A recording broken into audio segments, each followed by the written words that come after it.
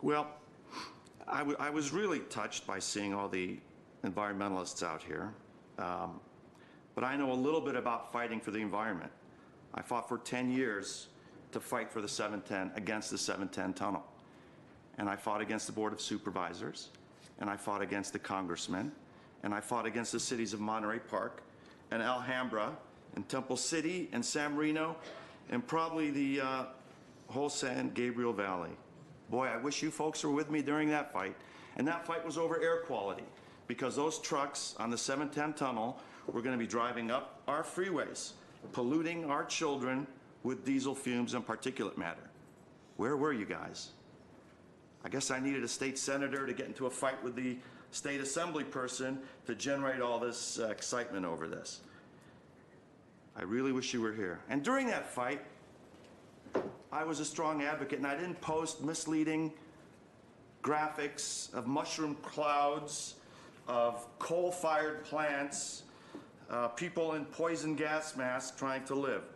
So let me tell you, I know what it's like. And I made enemies with labor. I made enemies with Mr. Miller, who came up and spoke. And I made enemies with the operating engineers. And yet, something Mike Mohill said earlier was true. Mike Antonovich did try and pull me off the MTA board. Excuse me, can you repeat that? Mike Mohill said something true? What Mike Mohill said was true. Mike Antonovich did try and kick me off the MTA board because I was fighting for the environment.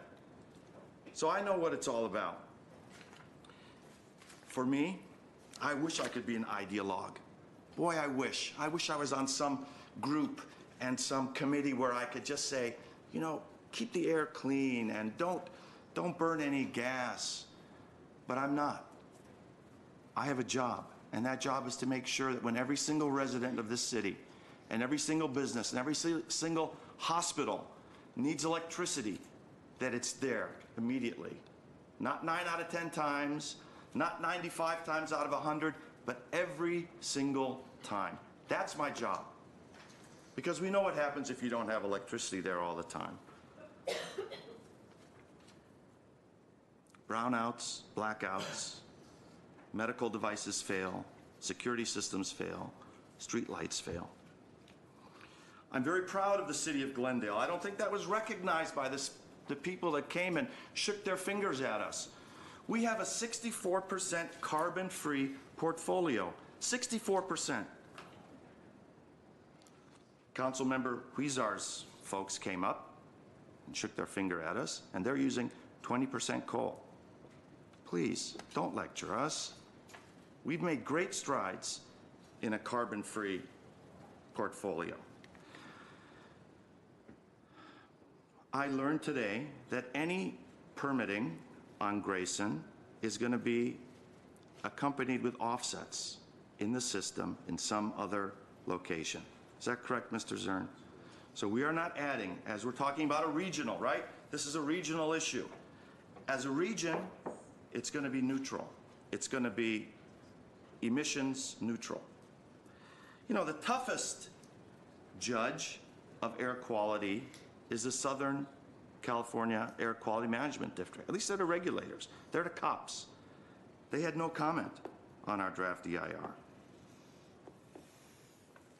We saw from the diagrams that the vehicle emissions, the mobile source emissions, are factors higher than what Grayson was putting out. So I'm sorry that there are children in that neighborhood, Lincoln Elementary, Cerritos Elementary, that have breathing issues, but it's clear that the vast majority of the particulate matter, the NOx, and the CO2 are coming from the freeways that ring the city of Glendale. The boilers we have now at Grayson are old. They have to go. They can't keep going. And they're polluting at a rate that's higher than we ever envisioned, and we've learned that any day now, Steve Zern is getting called to Diamond Bar to go before the AQMD, and they're going to say, you know what? You guys are polluting too much right now. Stop it. Take immediate action. We extended the comment period for the EIR. I'm glad we did that. I learned that the rates are not going to be increased as a result of moving to this project. Dr. Caldwell, who was the lead witness for the opponents of Grayson, didn't really understand the dilemma that we're in. This isn't a free market of electricity. We can't get as much electricity as we want to get. We're limited to the transmission of 200 megawatts. Correct, Mr. Zern? 200 megawatts, 65% of which is already carbon-free. So let's say we go 100% carbon-free on that 200 megawatts. We still have a peak load, and I don't need Stantec to tell me, I don't need Pace Global to tell me, that last year, during the summer, September, whatever, we pulled 350 megawatts. That means we have to have at least, with everything working perfectly, those 200 megawatts without any restriction feeding into Glendale. We need 150 megawatts of locally generated electricity. So everyone says, well, study renewables, study renewables. Okay, renewables. Do we want to study where to place the windmills on the Verdugo Mountains? Because that's renewable, wind energy. Is that what the study is going to entail? It should. If we're looking for renewables, it has to be local, remember. We can't buy it anywhere else, because let's assume that we're maxed out on that 200 without a hitch in the line. There's geothermal. I don't think that's going to work. There's hydro. Are we going to dam the LA River and get a hydro plant there? No. There's nuclear. Oh, we don't want that. So I'm not sure where we're going with this demand for the independent study on renewables. It has to be generated within our area because we've maxed out on the 200 megawatts that we're getting from the outside. Where are we going to get it from? Am I missing something? Nuclear fusion, which is the new type of nuclear energy? I don't think we're going to stand for that. Coal, of course, that's out of the question. Gas, we don't like gas. That's the whole issue before us. So where is this renewable going to come from? Let's not talk about ideology. Oh, let's improve our portfolio. We can improve our portfolio to 200 megawatts. Pump it into the city. We're still 150 megawatts short. Where are we going to get that power? It has to be generated here. I don't think we can. Everyone talks about storage. I have big problems with storage, folks. I have big problems with storage. Artie, I have a few, I put together a few 10 or so slides that caught my eye. This is gas. This is natural gas. And I think many households in Glendale burn natural gas like that. And I bet many, I didn't say move yet, many parents let their kids sit there, maybe they're roasting marshmallows. Am I wrong? I mean, isn't this the same natural gas that we're talking about? Okay, next one, please. Fireplaces. We don't burn wood anymore. We burn natural gas in our own homes with our kids, huddled around it. Merry Christmas, Happy New Year's, Happy Hanukkah. This is natural gas, right, Steve? Okay, let's move to the next one. This is a home furnace. Is there a house in Glendale that doesn't use natural gas, that doesn't create these emissions that we're all talking about today? I don't think there is. What other kind of heating is there? Electric heating? It's very expensive. Next. We all cook on natural gas. This isn't an advertisement for the gas company, but these are things that we have I have in my house. I don't walk around with a gas mask on. Next. Furnaces, again, that's what they look like. We all got one. Next. This is our favorite. We grill. That guy's probably breathing that too. Next, please. Water heaters. We've all got hot water heaters that run on natural gas. Is that evil? Is that an evil natural gas water heater? I don't think it's evil. Next, please. Yeah, this is the kind of hyperbole that I think doesn't help the discussion at all. At all.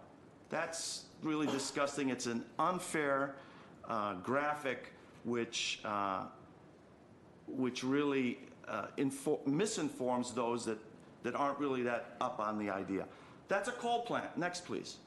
And that's a real coal plant. Is that what we have in Glendale? Is that what Grayson does? No, it doesn't.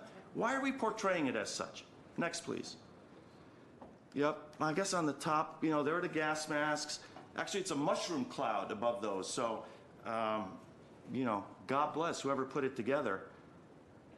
There's a fist for, I don't know, environmental justice or something. Next, please. Next one, please. And so when the electricity goes out, that 99th time out of 100, you're going to get stuck in elevators, folks, throughout the city. Next, please. Oh, I forgot about dryers. We've got dryers for natural gas. I have one. I love it. Next, please.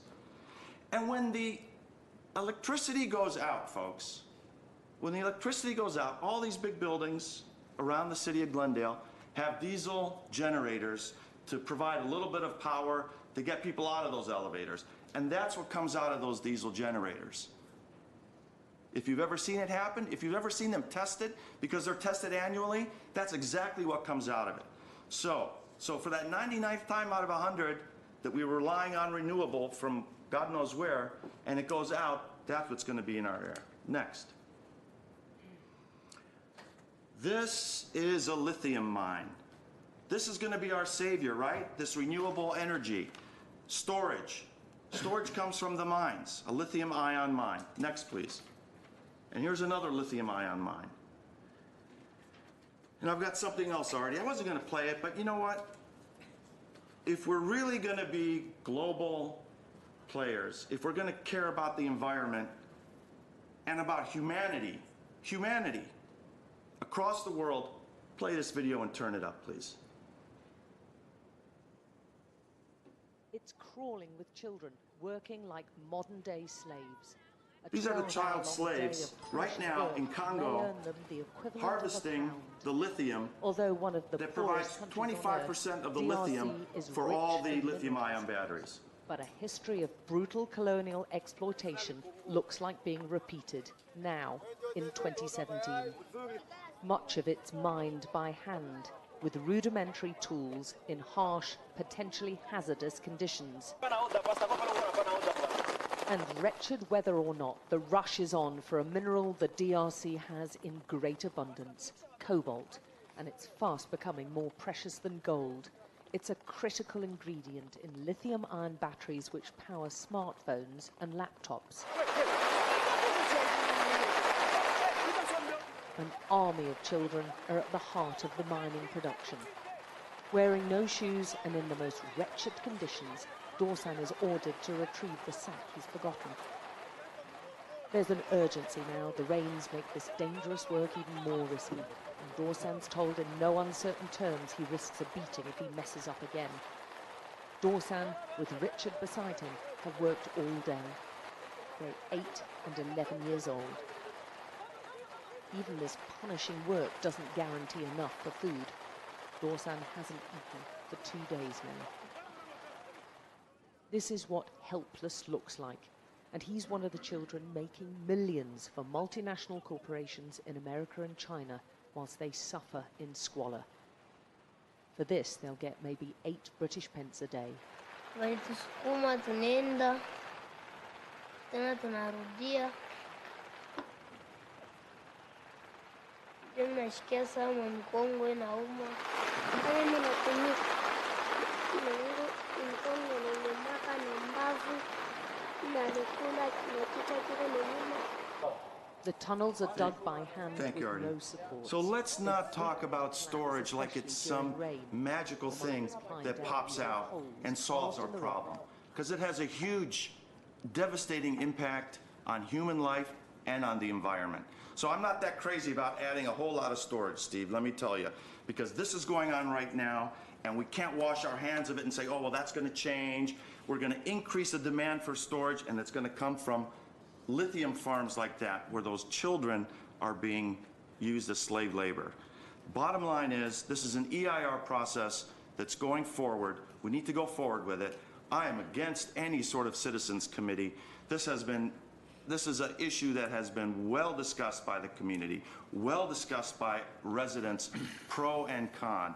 I think we need to go forward, listen to what the EIR has to say, and then decide what our options are. From no project all the way up to the 250 megawatts and everything in between. Thank you. Thank you, Mr. Najarian.